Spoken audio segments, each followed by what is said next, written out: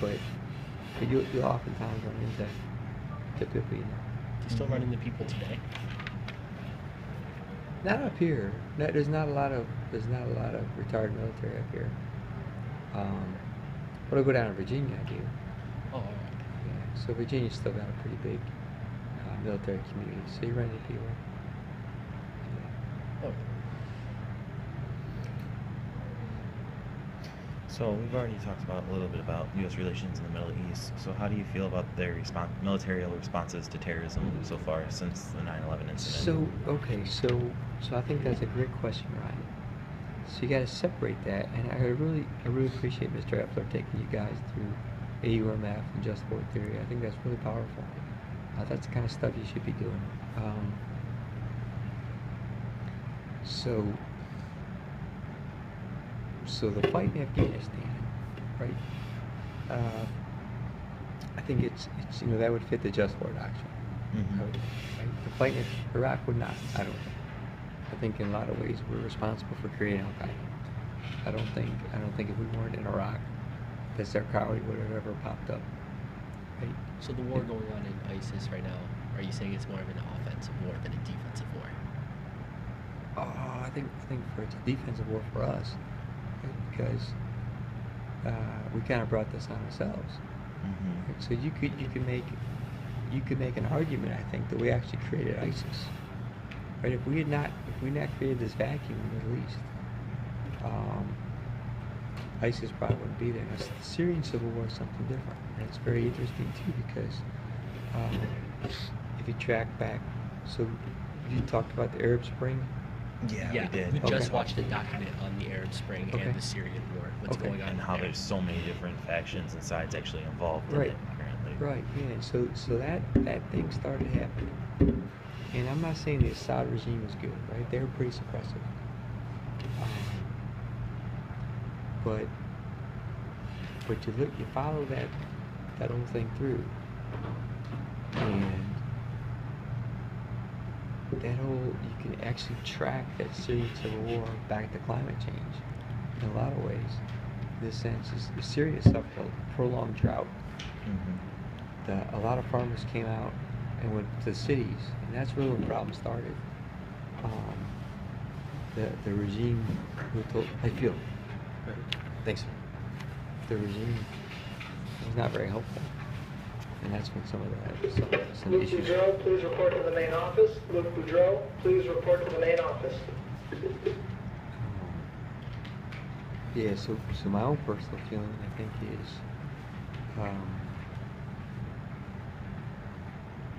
we would have been better off without the fight in Iraq.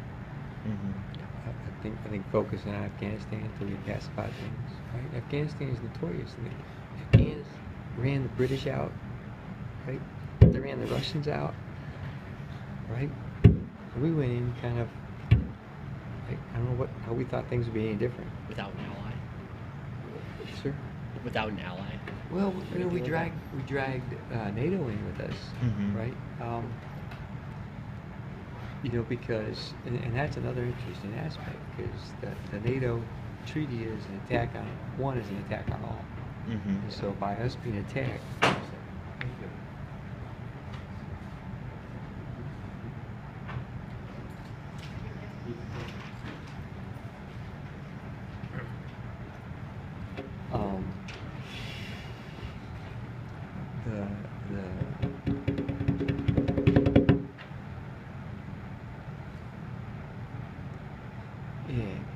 so NATO came in, so the Canadians, the British, the French, the Germans, right? Mhm. The Germans, I think, they deployed to peacekeeping missions, I think. Bosnia and Kosovo. But I think the Germans deployed to combat for the first time since World War II Mm-hmm. in support of us in Afghanistan. But then it became much harder, right, to pull those allies in to Iraq. Mm-hmm. I just feels like, yeah, you be able to drive home? You be okay to drive home? Yeah. There's one night. Yeah, I've done. I think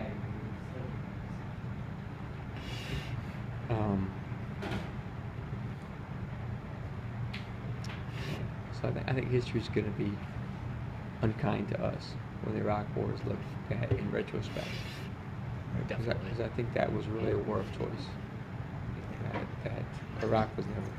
You know, we kept the no-fly zone over Iraq after the first Gulf War, but Iraq was never really a threat to us. All right. We were more of an instigator than a problem solver in Well, that I think instance. yes, sir.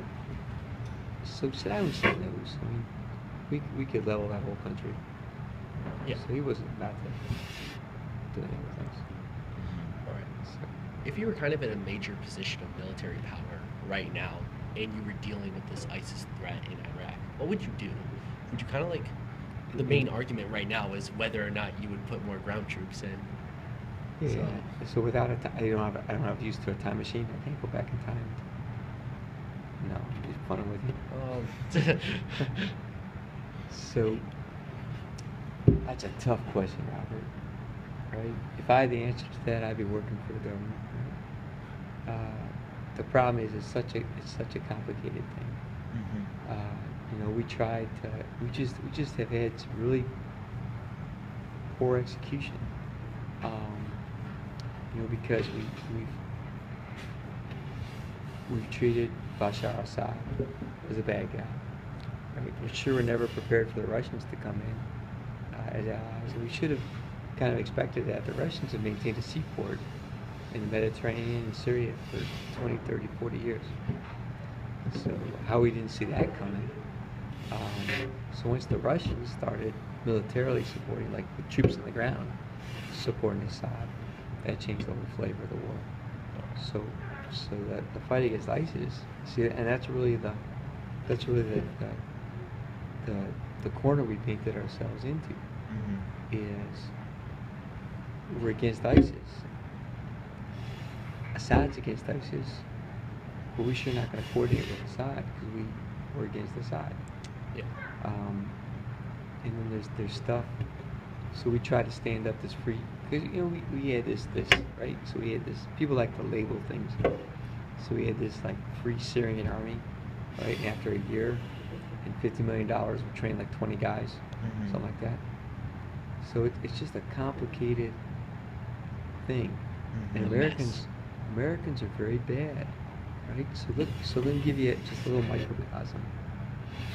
Look at how many Americans watch football. And look at how many Americans watch soccer. Millions. Yeah, so I actually like soccer a lot better, but Americans can't stand soccer, right? Because we like the game to be done in 4 quarters. We like to know what's going on. We like to know, right? Soccer. So how long is soccer? 90 minutes, I don't know. Yeah. You know, Soccer's a lot longer. Yeah, goes on and on. Americans can't stand that. It's just crazy. So I think you see a lot of that. Our culture, nations have got cultures. I think you see a lot of our culture in the response to ISIS. So again, I mean, I don't mean to be facetious about time machines, but we created ISIS, right? We created Al Qaeda. But nobody wants to admit that. Al Qaeda would have never got started in Iraq. Saddam Hussein would have killed everybody. Right? It would never happen. And people want to argue, well, the Iraqis were suppressed, and you know we were liberated. That's all true, right? Look at the Congo, though. Millions of people have died in the Congo in the last 20 years. We haven't done anything in the Congo.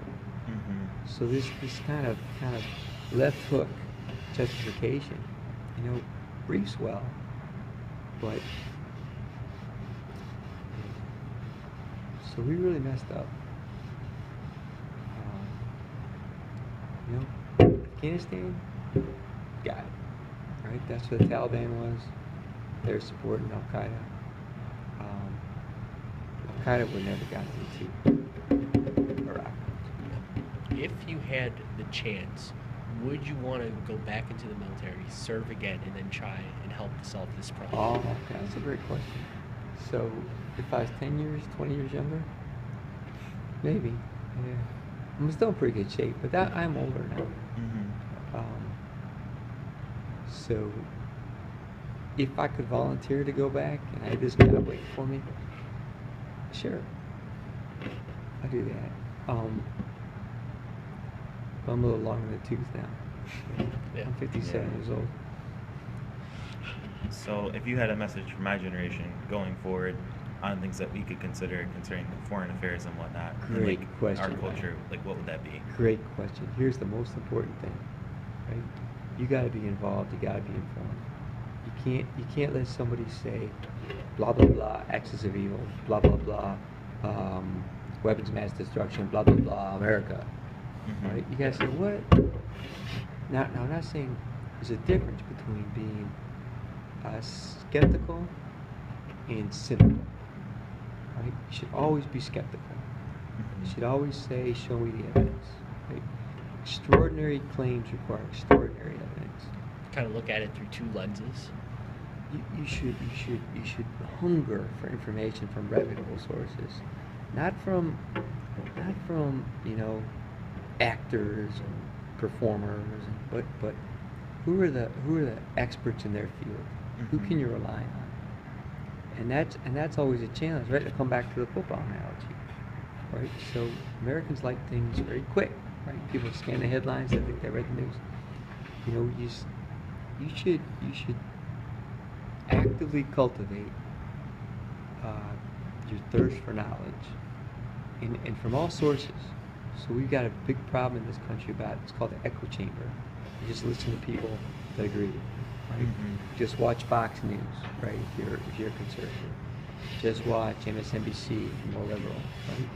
You should get a wide variety. You should be able to challenge people that make claims. You shouldn't be afraid of that. Mhm. How's you feel, Molly? Feel okay, better? Okay, good. I'll buy that. Thank you, Molly. I'm proud of you. You've had a really good year.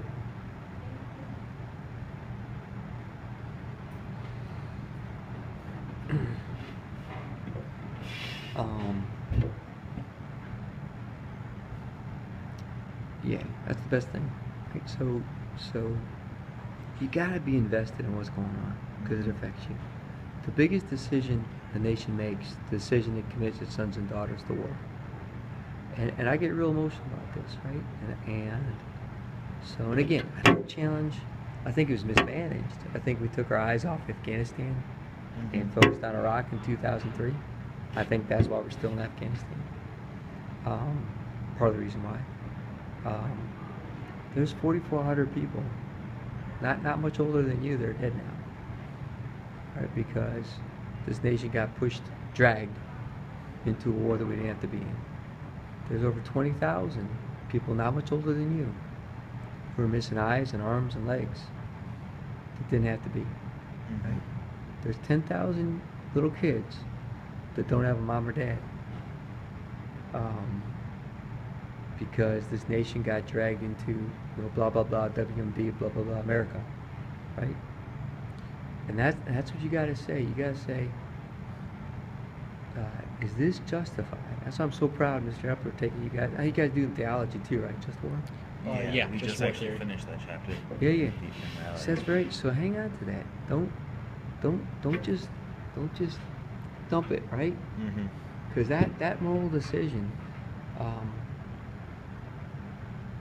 less than 5% of this nation was ever directly involved in the wars in Iraq and Afghanistan, and that was deliberate because the Bush administration didn't want too many people to know what was going on. Some of the outrageous things, right? So early on, so 2000, must have been 2004, right? And the Iraqi resistance had really started up, and Secretary of Defense Rumsfeld had gone to Kuwait. He's talking to troops about to deploy, and they're asking about protection, right? Because we didn't have upper armor Humvees then. Still, you might see those Humvees back in the days. They kind of like hard shells.